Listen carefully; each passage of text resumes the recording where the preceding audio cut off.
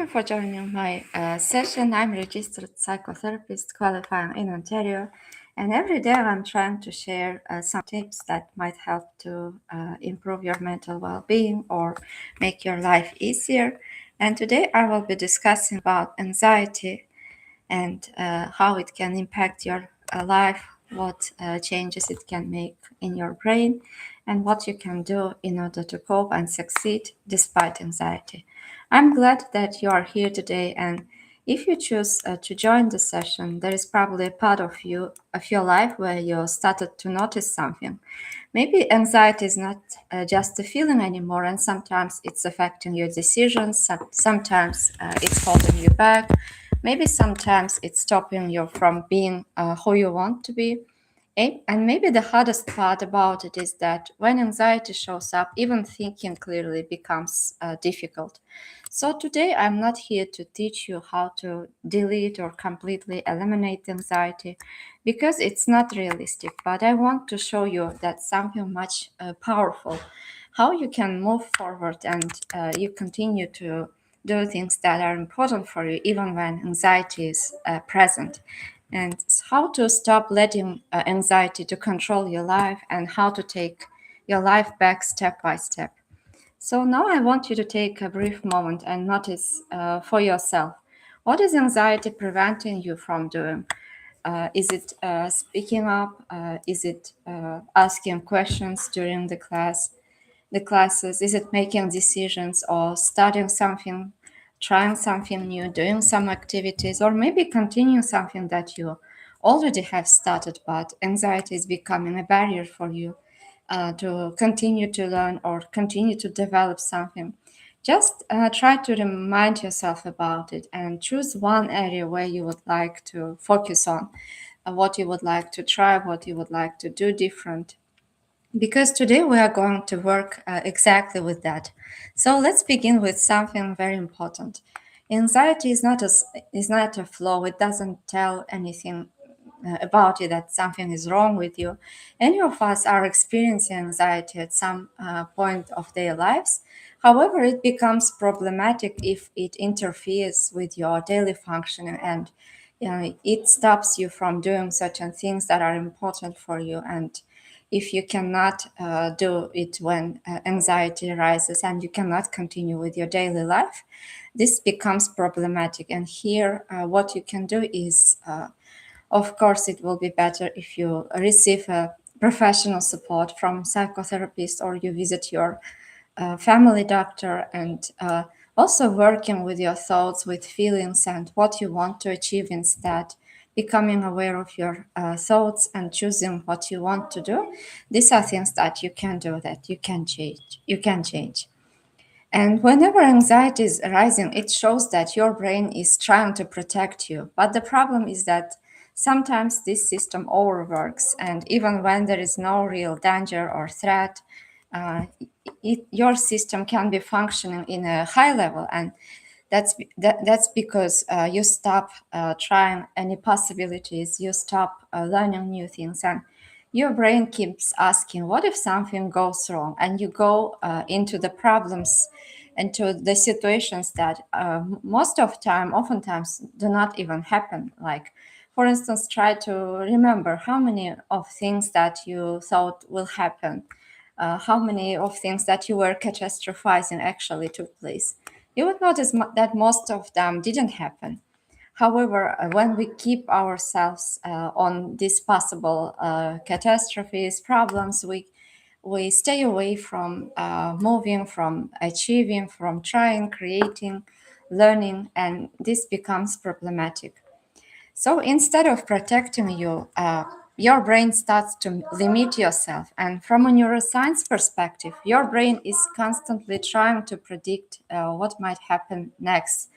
And not when there is uncertainty. It usually predicts the worst case scenario. So anxiety is not about real danger most of time. It's about predicted danger. And here's where most people get stuck when they try to control everything that's happening around them.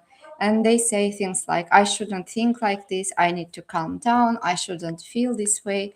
But what happens when you are trying to suppress your feelings or to delete feelings, to eliminate feelings? They come back even with a stronger power, with a stronger influence, and that becomes problematic. So what you can do instead is, instead of focusing on what you don't want to do, you can try to think about what you want to achieve, what you want to try, what you want to decide for yourself.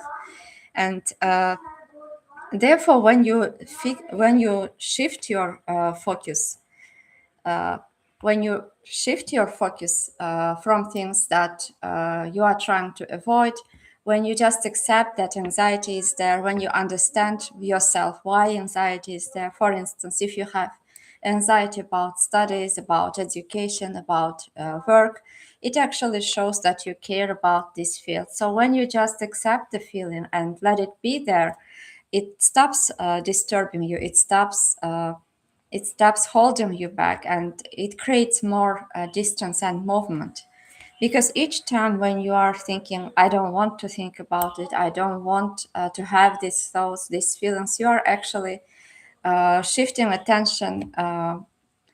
your attention towards things that might go wrong, and you start to think even more about it. And that's where anxiety increases. And maybe when you are trying to suppress anxiety, you start to notice your physical sensations that are caused by anxiety. And this becomes a barrier for you to stay focused on your goals, on your work, on your studies.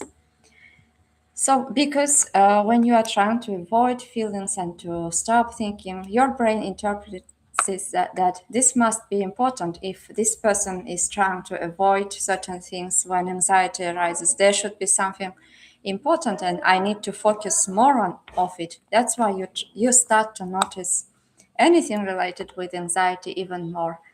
So instead of trying to eliminate, delete anxiety, we are going to change our relationship with it.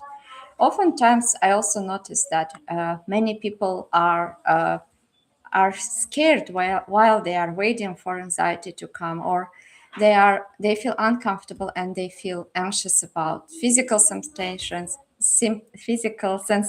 and any thoughts that are coming up with anxiety, or they also are uh, scared of feeling, and that creates even more pressure, even more anxiety, and this cycle even grows even more. So a time when you stop fearing your feelings, when you stop being anxious about anxiety, you actually, this is the point where you change your relationship with it. And if you are just being able to notice feelings and thoughts, oftentimes their hold on you decreases, and they stop to be as scary as they used to seem. So I want to show you this through a very simple but powerful exercise. Right now, bring to mind a thought that creates anxiety for you. Maybe it's something like, what if I fail? What if people think wrong about me? What if I make people upset? What if they misunderstood me? What if what I said hurt them? What if I'm not good enough? Anything that comes up to your mind. And now let's, instead of fighting these thoughts, say to yourself, yes, my mind is telling me this right now. And then you notice that you can still take a step forward, and you can pause for a moment, and you can still breathe, pay attention to your breath. You can still move your hands, move your neck. And what you just did is important. You didn't eliminate the thought, you didn't silence it, but you were able to do other things along with anxiety, along with these thoughts. And that you have noticed that you have reduced its control over you. And here is the shift. Anxiety can be always there, but you can still move, you can still create, you can still try, even being anxious, even being scared. And now just notice something. When you said that sentence, that you are noticing the thought, that you are the one who is observing this thought. Did anything change in your body, even slightly? Maybe a small shift. That's the beginning of flexibility. And anytime when you are noticing your thought, you are actually creating a space for yourself and creating a moment for yourself, possibility to move forward despite anxiety. And now let's think about it in a more detailed manner. Anxiety often tells you to stop, but something else inside you tells you to move.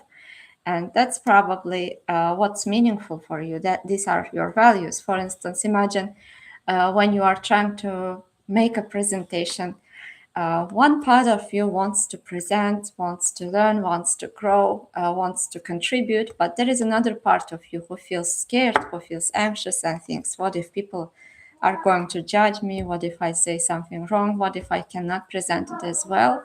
So ask yourself, what kind of person do you want to be, even when these two parts of you are speaking at the same time, or when you are feeling scared, when there is uncertainty? And what do I want to feel? And instead of feeling stuck on how you want to feel, because we cannot always control our feelings if we even do the best. And oftentimes feelings are changing once we start taking action. And even if uncertainty, even if anxiety is there, how do you want to be in these situations? How do you want to respond? And what difference would it make for you if you were able to speak up even when you feel scared? If you were able to start something that is important for others or for yourself, even when you feel scared, when you feel anxious? Who do you want to be? Maybe it's someone who is brave, kind, strong, consistent, creative. And that matters because whatever is keeping you moving, whatever is motivating you, or any other voice inside of you, any other version inside of you who is taking place in line with fears, with scare, with fears, with anxiety. This is your direction, and they are like you can use them when you feel scared, and you can invite that kind version, that wise version, peaceful version, happy version, or the version of you who wants to contribute even when you feel scared. And now let's look at something different. You don't have to like anxiety. You don't have to enjoy discomfort. You don't have to wait until anxiety disappears, but you can stop fighting it. And instead of constantly shifting your attention on what might go wrong, or on things that anxiety is trying to convince you, you can say, okay, I hear what you said. You are here, but I decide to take this action. I decide to keep moving even if anxiety is there. And this doesn't mean giving up, it means creating space. And when you create space, you create choice. And you can easier respond with wisdom or with patience.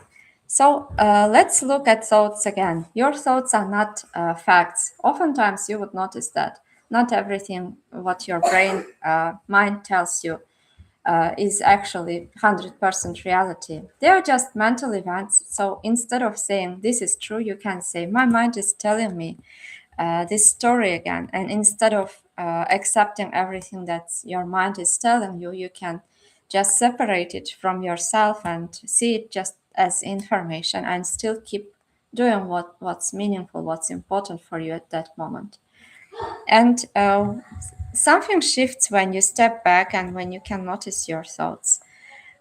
When your mind goes to the future, and when your mind starts asking, what if, what if, what if? But life is not something that's happening in the future.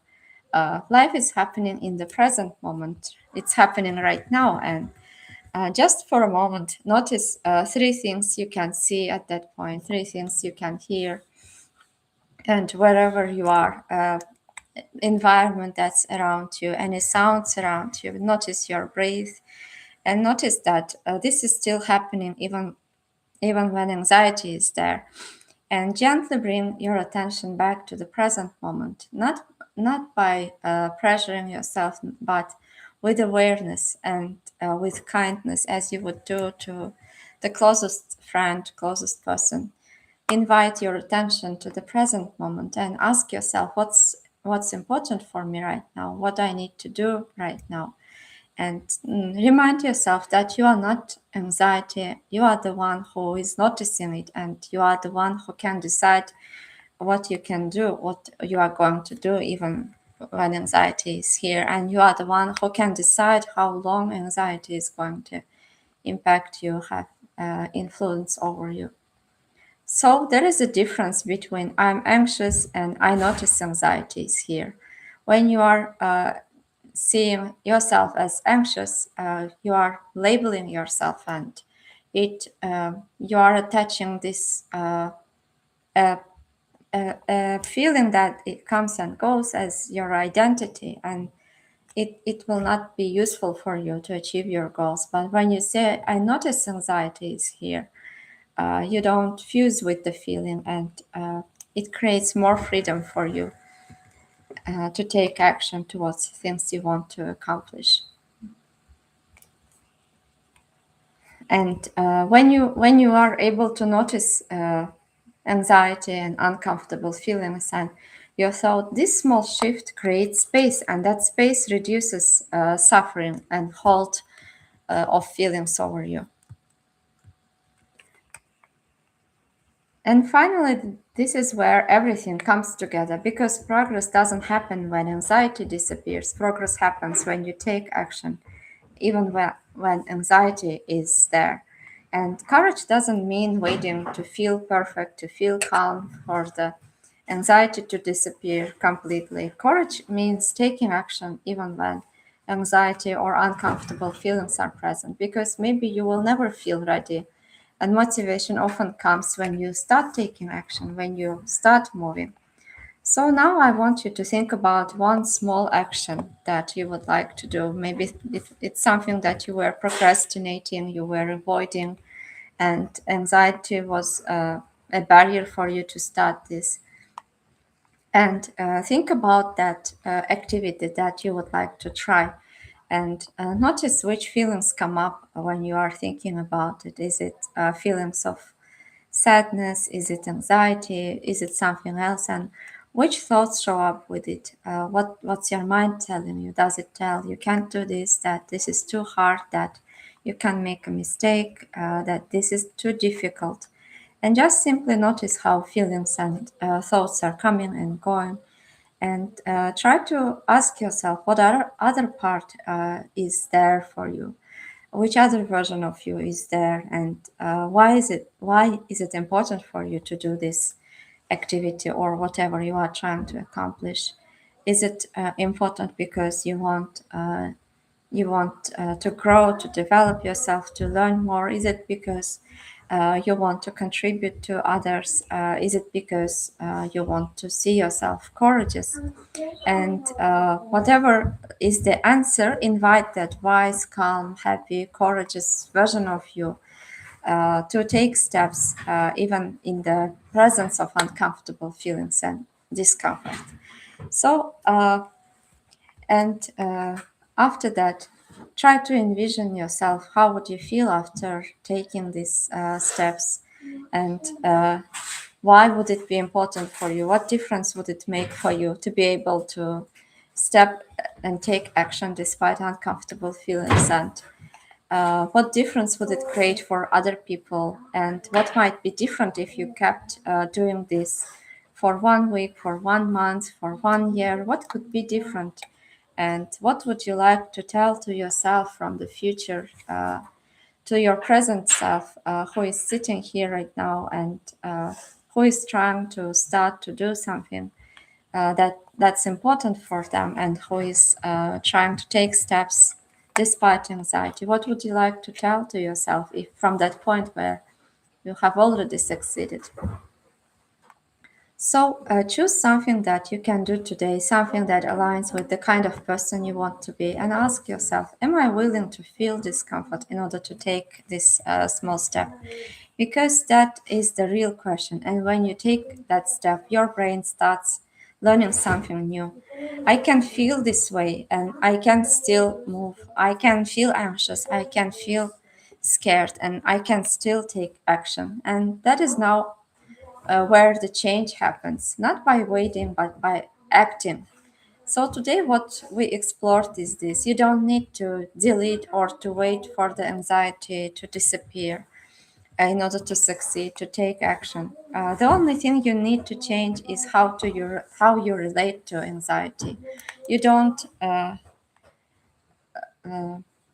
you don't you don't need to wait until you will feel perfect or you will feel ready, and that's when the change happens. When you stop holding into anxiety and when you decide for yourself to do something different, your life begins to open again and new opportunities are opening for you. And if what we talked about today resonates with you, if this was helpful for you, if you see these patterns in your own life, don't hesitate to ask your questions, leave your questions in the comments. And if you want to learn more about these subjects, about these issues, don't forget to follow me in social media and YouTube. And don't forget to share this video with others who might benefit from it. And you don't have to go through your struggles alone. In individual sessions, we look at your patterns, your triggers, your values, who do you want to be, how you can overcome it, and we build this step by step together. And if you feel ready, you can reach out through the link that I'm leaving. And as I said, if you will have any further questions, don't forget to leave your questions in the comments. And see you in the next videos. Take good care of yourself.